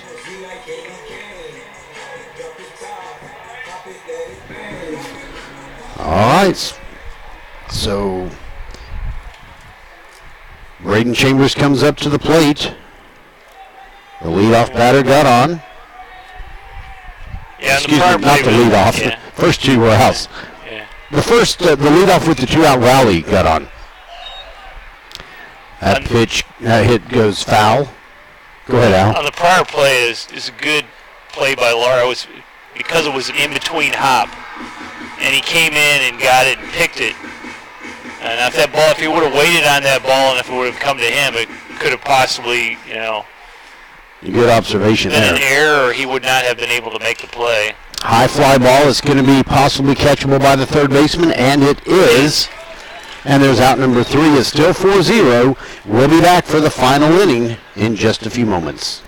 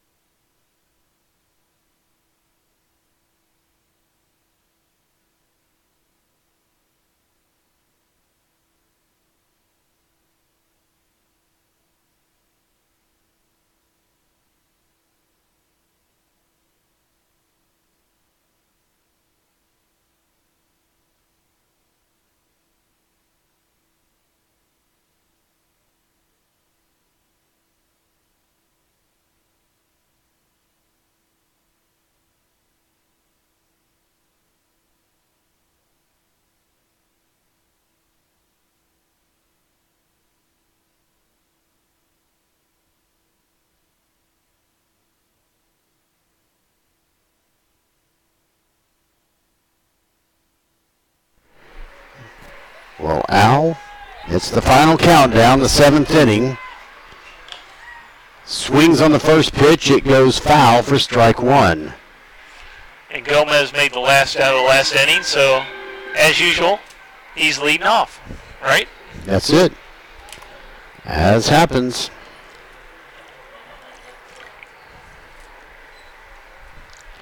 Well, he ran all the way to first base and overran the base and taking his time getting back for this next pitch. No time limit in these varsity games, by the way. They do play hour 50 for JV and freshmen this year, apparently, but no time limit in these. We'll go 7 at least. Hopefully that's all it takes. If the Vikings can hold them to 3 runs or less here, it'll be no need to come up to bat again. We're in the top of the 7th. That pitch misses for ball 1. 1 ball and 1 strike. And it's been a pretty quick moving game. It has. We're about an hour 40 minutes right now, so that's quick for. It's quick for a varsity game. Yeah. High fly ball that goes back into foul territory. Fuller makes a run for it. Can't get it. Goes just over the net and bounces into the stands.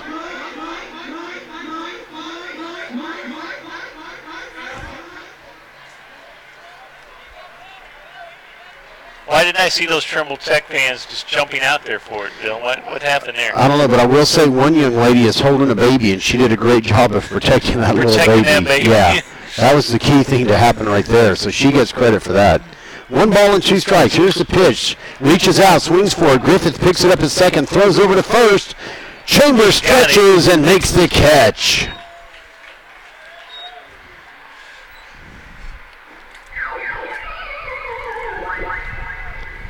So 1 up, 1 down so far. That was a great 4-3 play by both players. Number 22, David Lopez. Well played game tonight. Yes. Good fielding, good pitching. And a few good hits. Some good hitting. First pitch to Lopez in there for strike 1. We've had some nice plays in the field by both teams. Yeah. Minimal number of errors. Yeah, really just a couple of bad throws to first. That's kind of been the end, yeah. Here comes the 0-1 pitch. Ooh. Jams him and he swings, and it's 0-2. That pitch was nasty. Nasty. Nasty. That one took some velocity off of that. We'll call him Cade McNasty. Here comes the 0-2 pitch. Fouled out of play. And now Mason is seeing that finish line. See if he can finish him off here. Get the complete game shutout. Mason hasn't struck out a lot of batters, but Al, first inning, 3 up, 3 down. Second inning, 4 up, 3 down. Fourth inning, 3 up, 3 down. Fifth inning, 3 up, 3 down. And the third and the sixth is only when they got more than 1 base runner.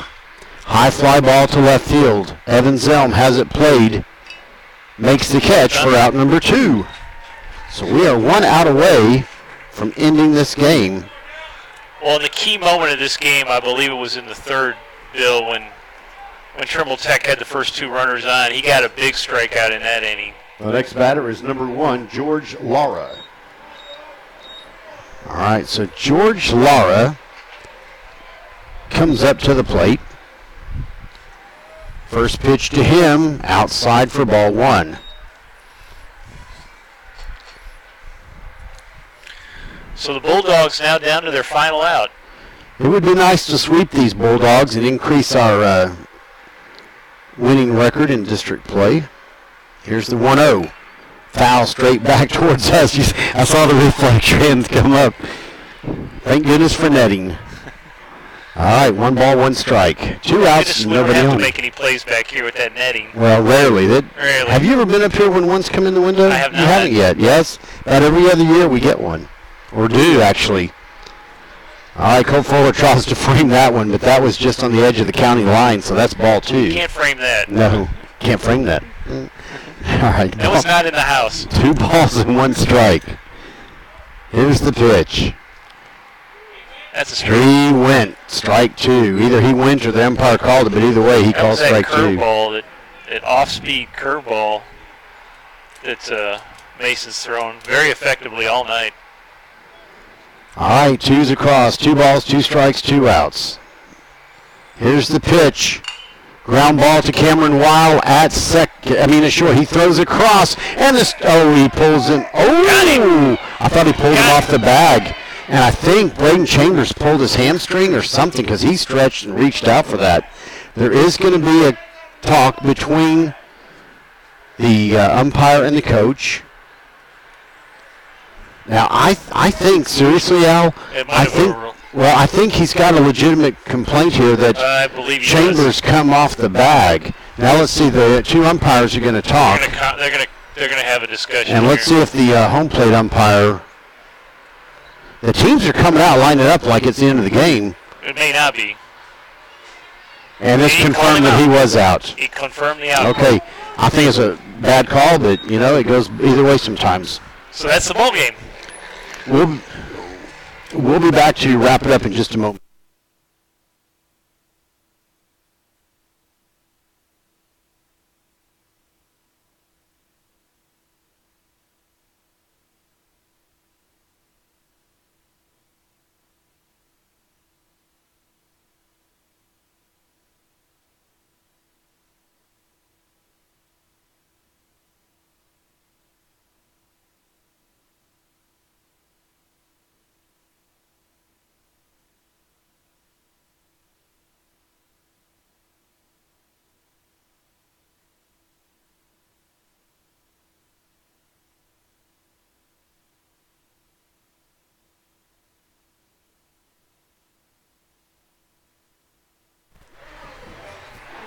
Okay, Al, quickly, to sum this up, good night, Rachel. Somewhat of a pitcher's duel here tonight. The final score 4-0. Most of the damage for Lamar coming in the 5th when we got 3 runs. They threatened in the 3rd. You said it earlier, a lot of this is going to be the story of the evening. What did you say, Al?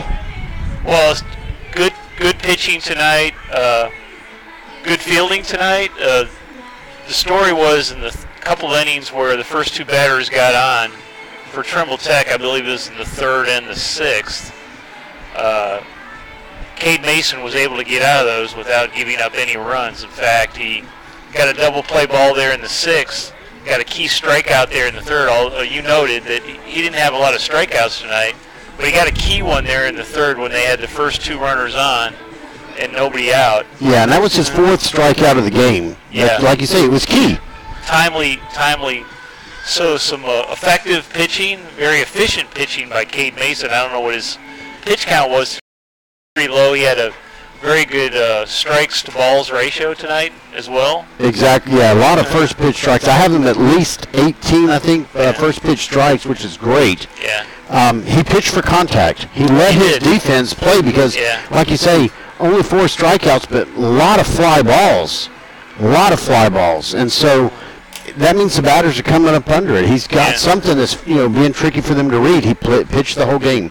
Well, for the final numbers here, the Vikings have 4 runs on 6 hits. The Bulldogs no runs on 2 hits. Vikings come out victorious 4-0. I want to thank our executive producer Jay Ryan for all of the help he gives us. He is at the bunker in the undisclosed location in Arlington, Texas tonight. Having a glass of wine. Want to thank Al Qualman. And I'm Bill Frawley saying VFND.